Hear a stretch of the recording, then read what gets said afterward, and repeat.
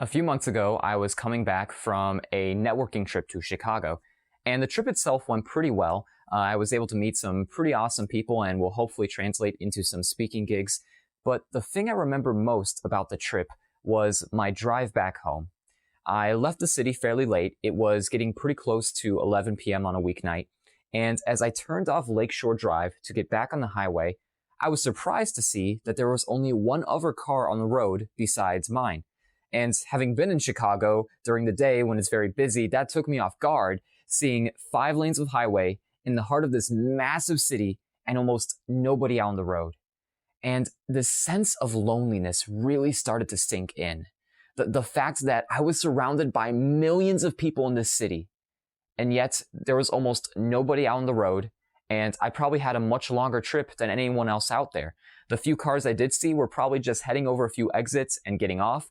Meanwhile, I had a 3-hour drive to get back home. I'd probably get back close to 2 a.m. As this lonely feeling sunk in, I started to wonder, am I crazy for doing everything I'm doing to try and make this speaking stuff work? You know, I'm the only one heading in this direction.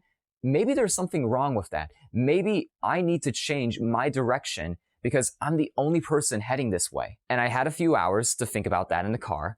So I mulled it over, and the conclusion I came to again and again is, even though I'm the only person I know doing exactly what I'm doing, even though it feels very lonely at times, even though I see what my friends are doing and there's times where that looks attractive, again and again, I've seen that the path I'm on right now, giving talks, is where I should be. I've seen that in the feedback I've gotten from people when I do speak. I've received that same confirmation through prayer and through time and reflection that this is the path that I have to take, even if there are moments where it's lonely. And there has been a lot of loneliness. There's a lot of early mornings waking up, driving somewhere for a talk, late nights coming back from giving a talk. There's a lot of weekends where I have to say no to hanging out with friends so that I can go and speak somewhere. There's been a lot of moments where, trying to balance working odd jobs while giving talks has been really frustrating, especially when I look at my friends who have good salaried jobs and I wonder, what the heck am I doing? But at the end of the day, even though it can feel very lonely, I have to come back to the fact that for some reason, this is a path that God wants me to head down right now. And to do anything else would not be fulfilling. I share in a lot of my talks that every person has a story to live out that is unique to them.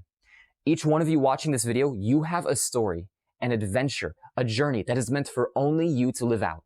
Nobody else. No one living before, no one living now, no one living after can live it for you. Only you. I mean, if you were to look at your DNA, it is so complex that the chances of somebody else having the exact same DNA, the exact same gifts and talents that you have, it is so close to impossible that it's not going to happen. So you're the only one of you there's ever going to be, which means that your purpose in life, your story, your journey, it is only for you to follow and nobody else.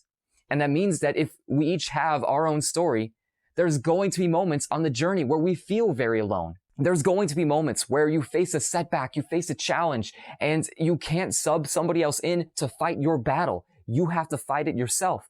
There's going to be moments where you feel like no one else understands what exactly you're doing or what you're going through. You're going to have moments like I did, driving back that late night from Chicago, where I felt like I'm the only person heading in this direction. But I hope when you experience those moments of loneliness, you decide to embrace them. Because if you want to live your story to the full, you have to be okay with the fact that there will be moments where you are heading in your direction and nobody else's.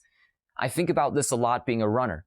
And as a runner, in order to run the best race possible, I have to focus on what can I do? What is the best pace for me?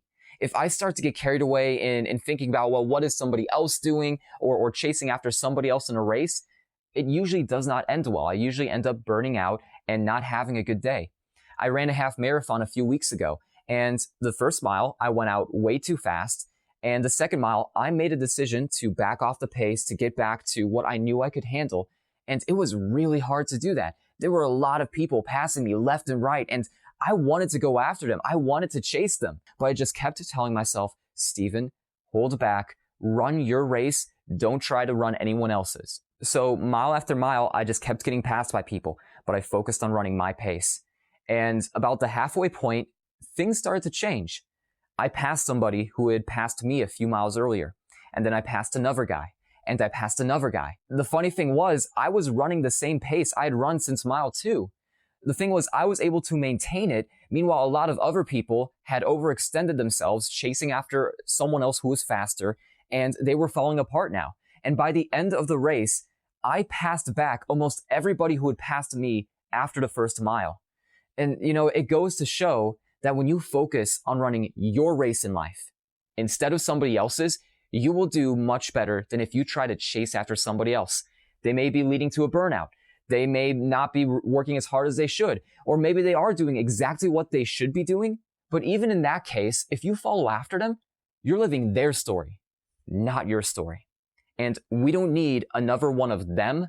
What we need is you to be who God made you to be and to live out your story and your journey to the full. So I hope that in those moments in the race of life where things get lonely, where you're the only one at your pace, where you're the only one heading in the direction you're going in, I want to encourage you, embrace that loneliness. This doesn't mean you have to isolate yourself from people. You're still going to have friends, but it just means that there will be moments where you have to head in a direction where maybe no one else is going in. And you have to be okay with that, because to be who you are meant to be, to live out your story, that's what it takes. So I challenge you, dare to be great. Dare to be who God made you to be. Run your race, even if that means being alone. That is perfectly okay, because you are the only one who can write your own story. So go out there and write it.